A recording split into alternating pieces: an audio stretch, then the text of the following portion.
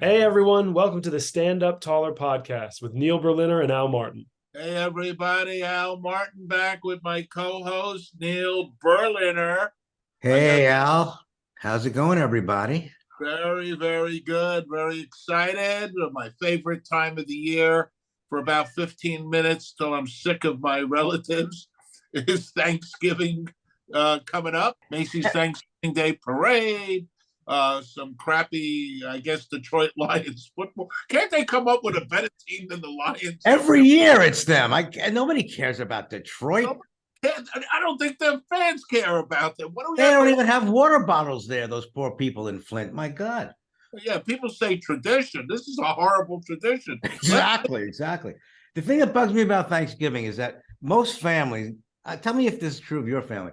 Most families have this goofy guy, like a real loser, some old guy. He's like, high school dropout. But on Thanksgiving, he becomes an expert on chemical engineering. He sits there and says, you know that tryptophan affects the brain, and the turkey in tryptophan is the reason you get tired. The brain receptors, they all get lit up by tryptophan. He becomes Madame Curie, this loser. It's incredible. Well, who's this goofy person in your family, Neil? Me. Who else? Me. Yeah. I guess they would nominate me now. I've somehow gone from the cool kid, being a pain in the ass, to the goofy old patriarch, I suppose. Yeah. Oh, well, we all get there, hopefully, right? Not really, hopefully, but yeah, we get there. Well, what's the alternative? My God, you're better off getting there than not, right? Yeah. So we had some great reaction to our show last week. A lot of people really enjoyed the various guests we had. And I think, though, from it, I think I've had my fill of politics for a while. And Me too. Entertaining people. Listen, I got a bone to pick with you, Al. Last week you said my office looked like a morgue. Oh my God. Now, I said the hell with it. I'm going to my other office. I have two offices in my house, actually. So this is my other office. But then I got in here. I don't know if you can see it. I got into this office and I got two pictures up there. One is David Bowie and the other is Jimi Hendrix, and they're both dead. So I said, maybe Al's right. Maybe all my offices look like morgues. I like this setup a lot better. It's pretty cool, Yeah, this one looks good. Oh, speaking of music, by the way, do you hear that Taylor Swift's concert was shut down? The tickets were shut down by Ticketmaster. There were so many requests for tickets. I can't understand that. Interesting marketing concept to shut down sales when they're at record levels. Like, incredible, right? I'm not a big Taylor Swift fan. I mean, I like her fast songs. You know why? They end sooner. I couldn't name one Taylor Swift song. Me too. Oh, it shows you how old we are. Just like my kids can't name a Sinatra song, Yeah, exactly. Anyway, we have a great guest today. A fantastic guest, actually. I'm very excited about this guest. I had him on a previous podcast that I used to host before. He's incredible, a very funny guy. But let me just get to it. This week's guest is Jackie, the Joke Man Martling. He's had a great stand-up career, writing career, spent 40 years in the business, and he had one of the most incredible runs as the head writer on the Howard Stern show. So let's give it up for Jackie, the Joke Man Martling. All right. There we go. Hi, kids. Hey, how you doing, buddy? Hey, Al, how are you? Where'd we leave off? I think Will Smith was an idiot for slapping Chris Rock. Is that where we left off? Yes. I love that Rodney Dangerfield in the background. That's great. Yeah. I always point this thing different depending on where the sun is because there's so many windows in here. And I had to turn the thing this way, and I realized he wasn't in it, and I moved him because I like him, haunting me over my shoulder, You're all right, Jeff. You know what I mean? So if I pushed the button and it told the joke that he never bought from me that I wrote. It was great. It was a joke from Back to School. He said, I was so unpopular, I shared my locker with a mop. Yeah. It was a great joke. Great joke. I said, Yeah. Jesus Christ. No wonder we had a fight. I Wow, was, that's I, funny.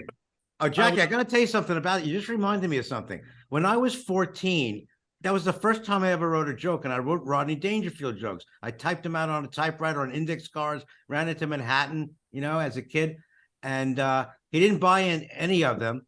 But he said to me, he's a tough customer. Keep up, keep it up in comedy. But one joke I liked that I thought he should have used was I asked my wife to pick me up on 45th and Madison, and she brought a pooper scooper. But anyway, he didn't use that. But that ain't bad. Now, what'd you go to Catch a Rising Star and hand them to No, him? I went to, I think it was Danger. I was 14, so it's about, I don't know, in the early 70s. Was that Dangerfields yet? Oh, so you went, yeah. So you went right to Dangerfields. That's Yeah, I cool. went right to Dangerfields. Yeah. I still Yeah, have that note from him. I just mailed them cold. It was Uh-huh. the way I hooked up with him was so weird because it was in the very beginning. There were no comedy clubs or anything like that, and we were all scraping and doing whatever we could do. And I don't know if you know Richie Minervini. Do you know who that is? Oh, yeah, sure. sure. So this is before we even started the show at Cinnamon that developed into the East Side Comedy Club. And me and my girlfriend were living at my grandmother's house after she passed away. And Richie would sometimes stay with us so he wouldn't have to drive all the way out to Huntington. And one night he walked in, he says, "Oh man, I went to Dangerfields tonight and I went on and I killed, man. And Rodney told me I was so great and he loves me. He's going to use me on TV, blah, blah." So of course I was so jealous. I could have eaten a pillow. So I took every joke that I was telling or that I knew and switched it into the Rodney Dangerfield, Like whatever, mode. the template, Yeah. And the guy had called me a couple of months ago from Peru and told me this hysterical, stupid joke. And I wrote it down and I had been using it and I put it in there. Okay. So Richie comes to my house again and I typed all these jokes out, 6 pages. And I made a carbon copy for myself. I put them in an envelope and Richie came in and said, "Man, do me a favor. Give these jokes to your friend Rodney." And he got all shy and he said, "Oh man," he said, "I didn't get on stage the other night." He said, "Rodney wasn't there. I didn't get on stage." I said, "You son of a bitch. I did all this work." He said, "This true story." He said, "But I was there." And I swear to God, he pulled a matchbook out of his pocket that had the address 1118 2nd Avenue or 1st Avenue, whatever it is. And I already had the joke. So I just wrote Rodney Dangerfield, wrote the address and put it in the mail. Why not? And 2 days later, the phone rings. And me and my girlfriend are sitting there having lunch at my grandmother's. And nobody had my grandmother's phone number. Everybody she knew was dead. And everybody in her family could have cared less. And the phone rings. I'm like, "Geez, hello? Hello." I said, "Who is this?" He says, "Rodney." And I said, "Rodney who?" He said, "Oh, I knew you were fucking funny. I knew it." And Lois goes, "Who is it?" I said, "It's Rodney Dangerfield." She says, "Come on, who is it?" "Rich." I said, It's Rodney." He said, "Some funny stuff here. Funny stuff here. There's 2 baggers, the funniest joke ever, So so I went and met him at Westbury and I still had a ponytail and torn blue jeans. And my girlfriend was 10 years younger and she was beautiful. And he was all blown away. "What's with the blue jeans, like with the hair? What are you? She's beautiful. Hey, you want a piece of fruit? Hey, there's some hot stuff. What's it? Well, you look fucking horrible. She's nice, And he gave me money and did the jokes and but what a character among characters, Yeah, right. That impression is fantastic. Did they ever ask you to do that impression on Stern? No, it's not a good impression. Not bad. Anybody that does Rodney sounds like Rodney until you hear Rodney. The only who had it really down. I don't know how far you guys go back to this guy named Danny Stone. He's dead now, and he wasn't a good comic, but he had the exact same pipes as Rodney. I mean, when he spoke, it was Rodney, and he was in. He played the handsome driver in maybe Ghostbusters. "Hey, you kids, get out of here!" or something. It was like unbelievable, and he was so good that he did some voiceovers for commercials and they made him say, "And that's the truth. So my name's not Danny Stone." They made him correct that. Wow, so people would think it was really Rodney. That's a long, I was probably in 1985 or something, but that was a whole big deal. That was great.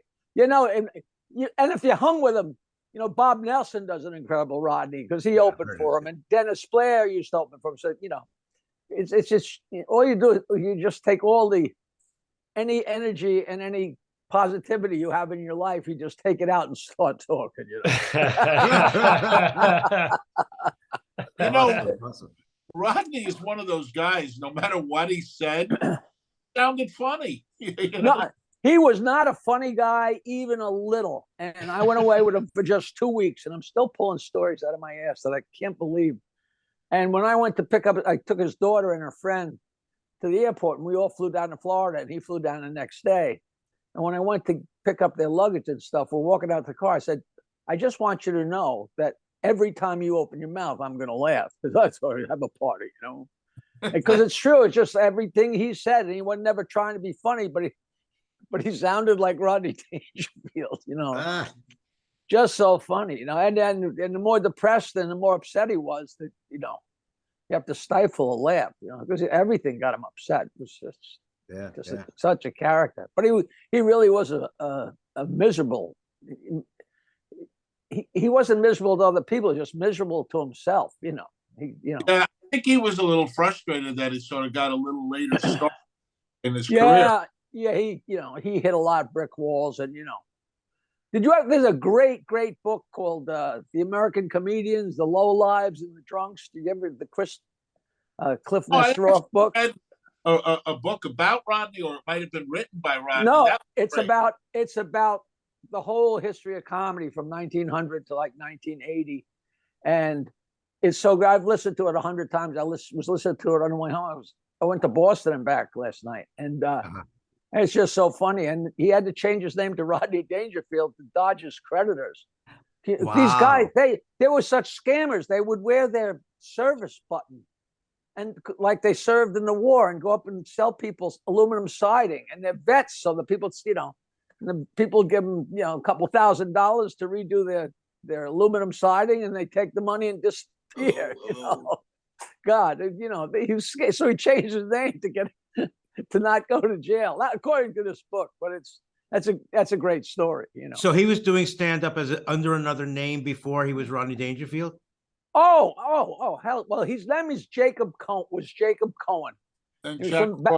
He was from Babylon, and his father was a low-life vaudeville show business guy, and was never around. And he changed his name to Jack Roy. And Jack Roy, I remember that. Yes. He was Jack Roy for so long. When I went with him to Las Vegas, when we got to the Aladdin, he passed out all of his music. You know, he got the different charts for all the different guys in the band, and his charts still said Jack Roy. You know, comics are so superstitious. You know, I'm sure he didn't want to change it to Rodney Dangerfield. You know, he didn't want to screw the deal. So like ball players, they don't want to. If they have a good game, they don't want to take their underwear off or whatever. Right. That, you know, everybody's crazy, and you know, I don't think it's OCDC. I think it's just, you know, it just, everybody wants to make themselves a little more interesting. You know. Yeah. You know, I always turn on all the lights the same way and put Rodney in the. You know, I do the same things when I do a stupid podcast, just because it feels like you're getting ready. You know. Yeah. Do you have any routine, like right before you do stand up? Do you listen to music, or do you want to be alone, or what do you do? I just take a leak. That's all. I got, you know, I really don't have anything like, oh, you want to be alone? Yeah, I want to be alone, but not because I got to do it. I just don't want to be with a group of people or a bunch of, because you can't help but talk and get involved and yak. And, you know, if you say something, it doesn't make them you know. Just you know, people say, "Hey, can we do autographs? Can we do this?" After the show, I said, "You'll never get rid of me after the show. I'll stay for 3 hours, but before, you know, go away." You know, so when you say take a leak, you mean before the show, not during, correct? Lately, sometimes both. Okay, so I want to ask you, I've been really wondering about this for a long time, Jackie. I'm a psychiatrist during the day, and I'm really interested in the fact that you have an incredible joke. I know you don't. You didn't even tell me who the hell I'm looking at. Oh, come on. I'm Rapping Granny's writer from the Stern Show. You remember Rapping Granny? Who's the other 5 guys? Okay, I don't know. People just get on this thing. We have our producer Grant, and we have Jason. All right, that's Grant. All right, that's Grant. Yeah, and the little head in the big screen. Exactly. Yeah, that's me. Yeah. Nice to meet you, Mr. Marley. Nice. We make the head size in relation to how important you are to the show. So your Oh. head's the biggest, Jackie. What Your was head that? is the biggest today. Yeah. But Jackie, I've been wondering about this for a long time. 8 You inches. have you fire off more jokes than anybody over, you can do hours and hours. Your memory is incredible. Did you have a great memory when you were growing up in school? And also, I looked you up and I saw that you're a mechanical engineer. So you're a very bright, educated guy. Memory is so weird and nobody knows anything. And, the best example is when you're trying to think of something and you can't think of something. And 20 minutes later, it pops into your mind. Right. How the hell does that work? I've always, when I first heard a joke, I don't tell the whole story, but the first time I heard my cousin tell a dirty joke and a bunch of my friends laugh, that clicked. And I thought, wow, that's cool. And I remembered every joke I've ever heard or read since then, but not really, just a lot more than anyone else. You know what I mean? It's like the old Ronald Reagan, I don't have to beat the bear. I just have to be faster than you. Exactly. You know what I mean? It's like, and I just knew them all and they always stuck with me. But I took French for 4 years in high school, and I swear to God, I can't say hello in French. And it wasn't that I didn't work hard in high school. Who did? But some of it should have stuck, and that just did not stick to me. The greatest story is, I was with my ex-wife, who's still my best friend, for 20 years. And I would say, Nancy, what's your mother's phone number? And she'd say, 100 billion jokes, and you can't remember the 7 digits of my mother's phone number.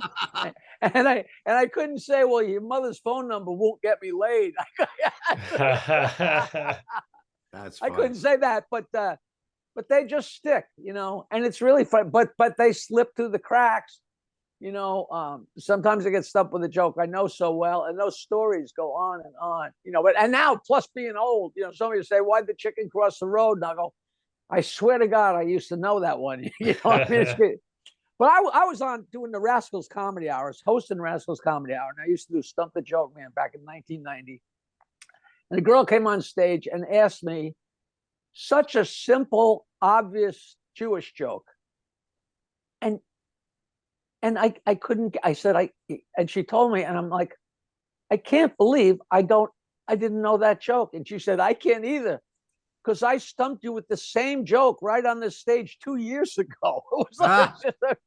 It was why do they bury Jewish guys standing up? So the change won't fall out of their pockets. Which is such a stupid, innocent joke. But, sometimes they just fall through. And then people come up and say, I know you heard them all. I know you heard them all. And I always say, tell me the joke, because you never know when you're going to hear one you haven't heard before, even with the billions and billions. And to me, it's a party. If I hear a new joke, it's a party. And this one guy was at the Iridium in New York City with Mark Hudson. And we were in the green room when we came out after the show, and the place was still jammed. Billy J from Billy J and the Dakotas was there, and Mark Hudson from the Hudson Brothers, and a bunch of celebrities. So the place stayed packed. And I came out, and I was trying to get out. This guy grabs me and he says, listen, I know you know every joke. I've been a fan for 40 years, but I just got to try one on you. And I was like, okay, listen, I listened to every joke. He told me a joke that's too dirty for my act. Okay. Meaning, I don't like to do a joke that stays with somebody.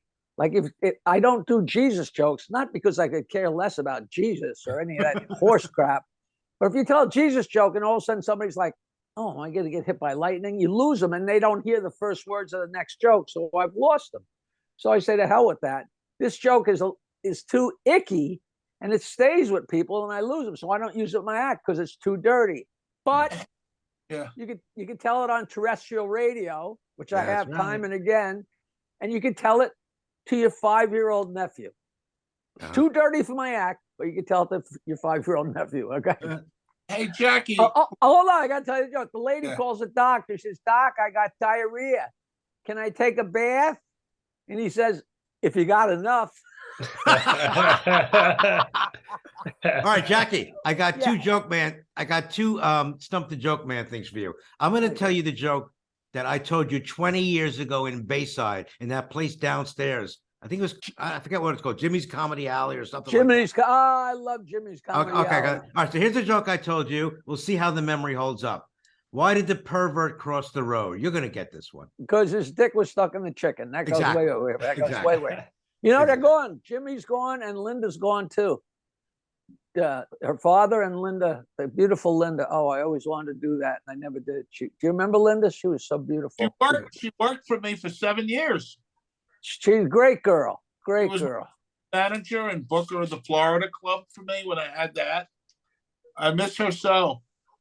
Yeah, she she shook the heroin for a long time, but I guess the little tiniest bit, tiniest taste, you're back in or something, Jackie, when her father passed away, that was she was very close to her dad.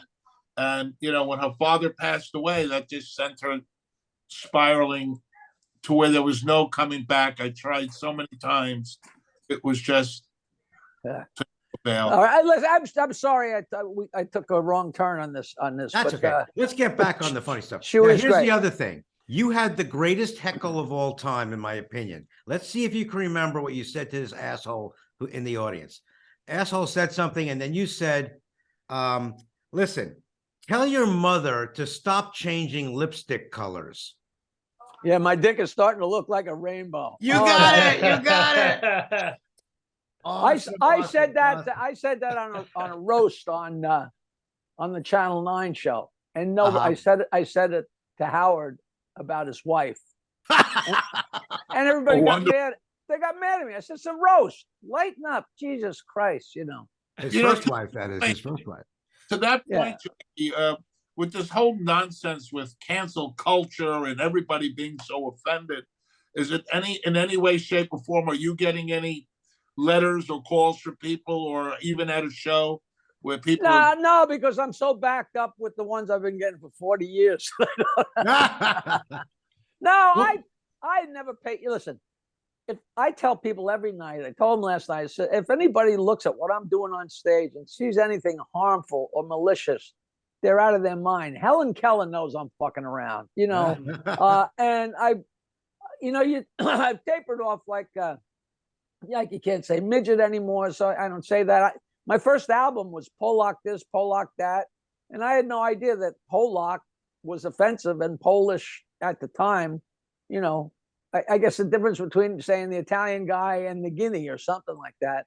So I go with what is acceptable. I've never did the horrible words for Black people or Jewish people, but I've always told Jewish jokes and Black jokes, and I just do them. I do much less now because I got so many zillions. I got 6 CDs full of like 80 jokes each, and I don't need them. But it's not for one. It's like when I'm doing jokes, and I got a Black couple in the audience, I look right at them when I tell Black jokes. They go wild. I never alter my act, but I did one time, and I'm still mad at myself. And I'm mad at myself for doing it because I always tell the story. I was working at the club in Boca, the New York Comedy Club. Yeah. What a great room, like 400 people. I packed them in when the Stern Show was at a height. I mean, they were printing money, and we were having so much fun. Did you know Don? Is he still around? Don Siegel. I spoke to him the other day, Jackie. He's still around. Yep. He's in Los angeles. Is he still with that girl? Yeah, Stephanie. Yes.